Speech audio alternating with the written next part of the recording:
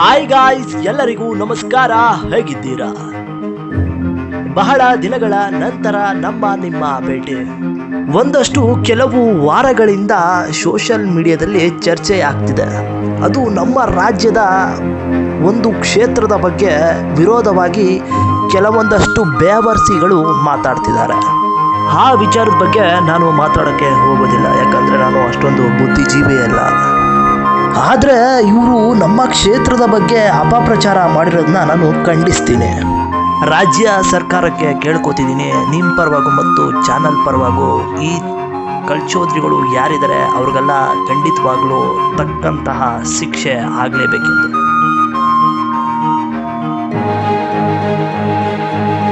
ದೊಡ್ಡವರು ಆಗಾಗ ಒಂದು ಮಾತು ಹೇಳ್ತಿರ್ತಾರೆ, ನಾವು ಆಗಾಗ ಸಮ್ಟೈಮ್ಸ್ ಅದನ್ನು ಕೇಳ್ತಾ ಇರ್ತೀವಿ. ಮಾನವನಾಗಿ ಹುಟ್ಟಿದ ಮೇಲೆ ಏನೇನು ಕಂಡೆ, ಸಾಯೋ ತನಕ ಸಂಸಾರದಲ್ಲಿ ಗಂಡ ಗುಂಡಿ, ಏರಿಕೊಂಡು ಹೋಗೋದಿಲ್ಲ ಸತ್ತಾಗ ಬಂಡಿ, ಇರೋದೊಳಗೆ ಒಮ್ಮೆ ನೋಡಬೇಕು ಜೋಗದ ಗುಂಡಿ ಅಂತದೇ ನಿಮಗೆಲ್ಲ ಒಂದು ಜಾಗ ತೋರಿಸಲು ಹೊರಟಿದ್ದೇನೆ. ಇತಿಹಾಸದ ಐತಿಹಾಸಿಕ ಸ್ಥಳ, ರಾಷ್ಟ್ರ ಸುದ್ದಿಯಾಗಿರಬಹುದು, ರಾಜ್ಯ ಸುದ್ದಿಯಾಗಿರಬಹುದು. ಪಕ್ಕದ ರಾಜ್ಯದ ಈ ನದಿಗೂ ಮತ್ತು ನಮಗೂ ಈ ಜಾಗದ ನದಿಯ ಮೇಲೆ ತಿಕ್ಕಾಟವಿದೆ. ಅದರಲ್ಲೂ ಈ ನದಿಯ ಜಾಗದ ಮೇಲೆ ನಮಗಂತೂ ಒಂದು ಭಾವನಾತ್ಮಕ ವಿಶೇಷವಾದ ಚಿಂತನೆ. ಗಾಯ್ಸ್, ನೀವು ಈ ಜಾಗಕ್ಕೆ ಹೋಗೋ ಮುನ್ನ ಒಮ್ಮೆ ಯೋಚಿಸಬೇಕು. ಕಣ್ಣು ಬಿಟ್ಟಲ್ಲೆಲ್ಲ ಸ್ವರ್ಗ ಹಾಗೂ ಅದರಿಂದ ಅಪಾಯವೇ ಹೆಚ್ಚು. ಹಾಗಂತ ನೀವ್ಯಾರು ಈ ಜಾಗಕ್ಕೆ ಹೋಗದೇನೂ ಇರಬೇಡಿ. ಮುಂದೊಂದಿನ ಈ ಜಾಗವನ್ನು ನೀವು ನೋಡೋಕ್ಕೂ ಆಗದೇನೂ ಇರಬಹುದು. ಅಂಥದೇ ಈ ಜಾಗ ಭಾರತದ ಕರ್ನಾಟಕ ರಾಜ್ಯದ ಮಂಡ್ಯ ಜಿಲ್ಲೆಗೆ ಸೇರಿದ ಮಳವಳ್ಳಿ ತಾಲೂಕು ಗುಡ್ಡಗಾಡು ಕಾಡು ಪ್ರದೇಶವಾಗಿದೆ. ದಯವಿಟ್ಟು ಒಮ್ಮೆ ಹೋಗಲೇಬೇಕೆಂದು ಯೋಚಿಸಿದರೆ ಬೆಳಗ್ಗೆ 6ರಿಂದ ಸಂಜೆಯ 6ರ ಒಳಗೆ ಹೋಗಿ ಬನ್ನಿ.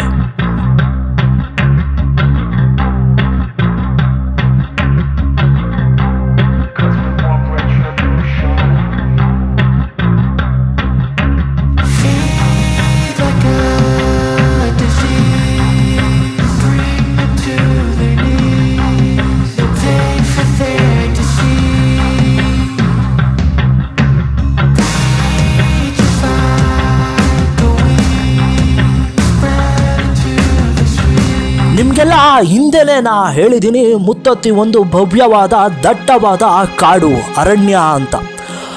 ನಮ್ಮ ಕರ್ನಾಟಕ ರಾಜ್ಯದ ಭೂಗೋಳಿಕ ಅರಣ್ಯ ವಿಸ್ತೀರ್ಣ ಕರ್ನಾಟಕವು 1,91,791 ಚದರ ಕಿಲೋಮೀಟರ್ ಭೂಗೋಳಿಕ ಪ್ರದೇಶವನ್ನು ಹೊಂದಿದೆ.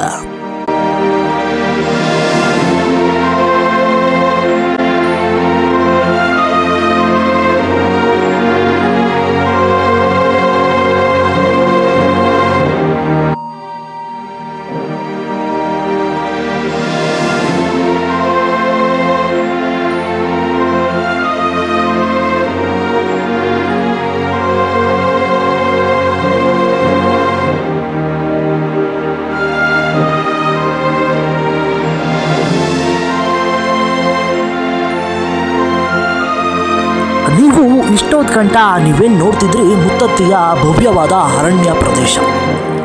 ಮುತ್ತತ್ತಿಯ ಅರಣ್ಯದಲ್ಲಿ ನೀವು ಅತಿ ಹೆಚ್ಚಾಗಿ ಕಂಡುಬರುವ ಕೆಲವು ಪ್ರಾಣಿಗಳ ಪಟ್ಟಿ ಇಲ್ಲಿದೆ ನೋಡಿ.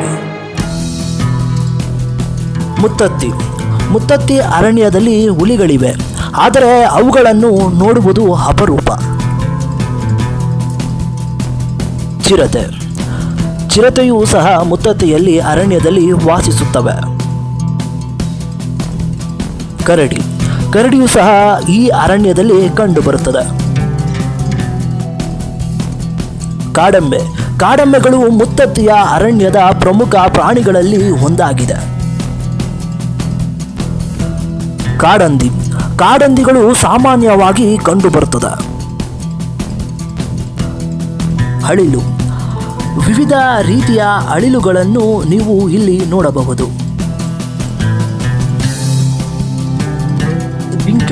ಜಿಂಕೆಗಳು ಸಹ ಮುತ್ತತ್ತಿಯ ಅರಣ್ಯದಲ್ಲಿ ಕಾಣಿಸಲು ಸಿಗುತ್ತದೆ. ಆ ಜಿಂಕೆಗಳು ರಸ್ತೆ ಬದಿಯಲ್ಲೇ ಇರ್ತದೆ. ದಯವಿಟ್ಟು ಸವಾರಗಾರರು ನಿಧಾನವಾಗಿ ಚಲಿಸಿ. ನಿಮಗೆಲ್ಲ ಒಂದು ಹಂಬಲ್ ರಿಕ್ವೆಸ್ಟ್ ಇದೆ. ಏನಪ್ಪ ಅಂದರೆ ಇಲ್ಲೊಬ್ಬ ಸವಾರಗಾರ ಹಿಂದೆ ನೋಡಿದ್ರಲ್ಲ ಕಾರಲ್ಲಿ ಹೋಗ್ತಿದ್ದ ವ್ಯಕ್ತಿ, ದಯವಿಟ್ಟು ನೀವು ಪ್ರಾಣಿ ಪಕ್ಷಿಗಳಿಗೆ ಏನು ಹಾಕೋಕೆ ಹೋಗ್ಬಿಡಿ ಕಾಡೊಳಗಡೆ. ಫಸ್ಟ್ ಆಫ್ ಆಲ್ ನೀವು ಗಾಡಿನೇ ನಿಲ್ಸೋಂಗಿಲ್ಲ, ಯಾಕೆ ನಿಲ್ಲಿಸ್ತೀರಾ ಅಂತ ಗೊತ್ತಿಲ್ಲ. ನೀವೇನೋ ರಸ್ತೆ ಬದಿ ಏನಾದರೂ ಹಾಕ್ಬಿಟ್ಟು ಹೋಗ್ಬಿಡ್ತೀರಾ. ಅದನ್ನು ತಿನ್ನಕ್ಕೆ ಬಂದ ಜಿಂಕೆಗಳೇ ಆಗಿರ್ಬೋದು, ಕೋತಿಗಳೇ ಆಗಿರ್ಬೋದು, ಇನ್ನಿತರ ಪ್ರಾಣಿಗಳೇ ಆಗಿರ್ಬೋದು.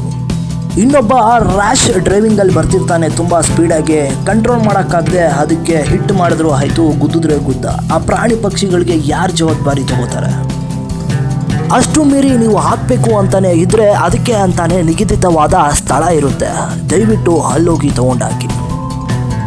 ಸಾರಿ ಗಾಯ್ಸ್, ವಿಷಯ ಎಲ್ಲೆಲ್ಲ ಹೋಗ್ತಿದೆ. ಬನ್ನಿ ಮುತ್ತತ್ತಿ ಬಗ್ಗೆ ಮಾತಾಡೋಣ.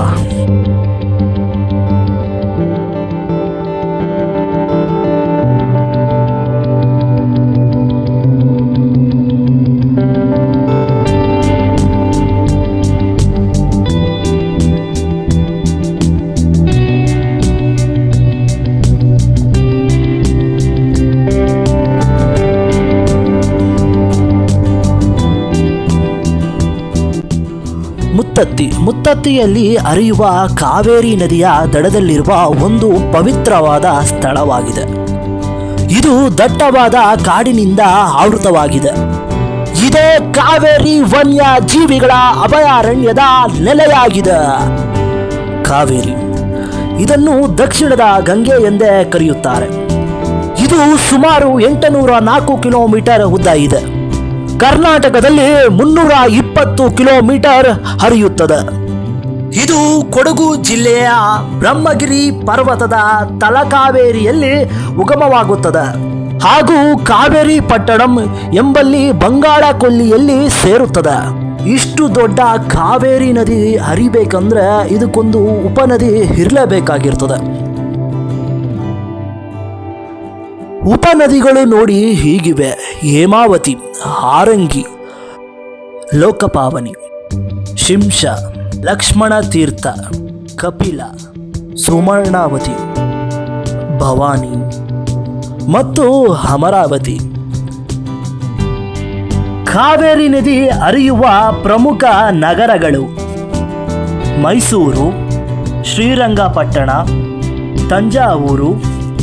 ಕಾವೇರಿ ನದಿಯ ಪ್ರದೇಶ: ಕರ್ನಾಟಕ ಮತ್ತು ತಮಿಳುನಾಡು. ಕಾವೇರಿ ನದಿಯ ವಿವಾದಗಳು: ನಿಮಗೆಲ್ಲ ಗೊತ್ತಿರೋ ಹಾಗೆಯೇ ಕರ್ನಾಟಕ ಮತ್ತು ತಮಿಳುನಾಡಿನ ರಾಜ್ಯಗಳ ನಡುವೆ ನೀರಿನ ಹಂಚಿಕೆಯ ವಿವಾದ. ಈ ನದಿಯಿಂದಾನೇ 2 ರಾಜ್ಯಗಳ ಕೃಷಿ ನಿಂತಿದೆ. ಅದರಲ್ಲೂ ಕೆಲವು ಜಿಲ್ಲೆಗಳಿಗೆ ಬಾಯಾರಿಕೆ ನೀಗಿಸುವುದು ಈ ನದಿ ಕಾವೇರಿ ತಾಯಿ. ಮುಂದೊಂದು ದಿನ ಈ ಜಾಗದ ನದಿಯ ಮೇಲೆ ಅಣೆಕಟ್ಟನ್ನು ನಿರ್ಮಿಸಿದರೆ ಈ ಜಾಗವನ್ನು ನೀವು ನೋಡದೇ ಇರಬಹುದು. ರಾಜ್ಯದಲ್ಲೂ ಮತ್ತು ಪಕ್ಕದ ರಾಜ್ಯದಲ್ಲೂ ಅಣೆಕಟ್ಟು ಬೇಕು ಅಂತಲೂ ಕೇಳ್ತಿದ್ದಾರೆ, ಅಣೆಕಟ್ಟು ಬೇಡ ಅಂತಲೂ ಕೇಳ್ತಿದ್ದಾರೆ. ಇದೊಂದು ವಿಷಯ ದೇಶದೆಲ್ಲೆಡೆ 2 ರಾಜ್ಯಗಳ ಭಾವನಾತ್ಮಕ ಚಿಂತನೆಯ ವಿಷಯವಾಗಿದೆ. ಮುತ್ತತ್ತಿಯಲ್ಲಿ ಇನ್ನೂ ತಿಳಿದುಕೊಳ್ಳಲೇಬೇಕಾದ ಹಲವಷ್ಟು ವಿಚಾರಗಳಿವೆ. ಮತ್ತೊಂದು ಭಾಗದಲ್ಲಿ ಸಿಗೋಣ ಎನ್ನುತ್ತಾ, ಎಲ್ಲೇ ಇರು, ಹೇಗೆ ಇರು, ಎಂದೆಂದಿಗೂ ನೀ ಕನ್ನಡಿಗನಾಗಿರು. ಇಂತಿ ನಿಮ್ಮ ಆತ್ಮೀಯ ಶ್ರೀವಿನಯ KV ಕನಕಪುರ. ಧನ್ಯವಾದಗಳು.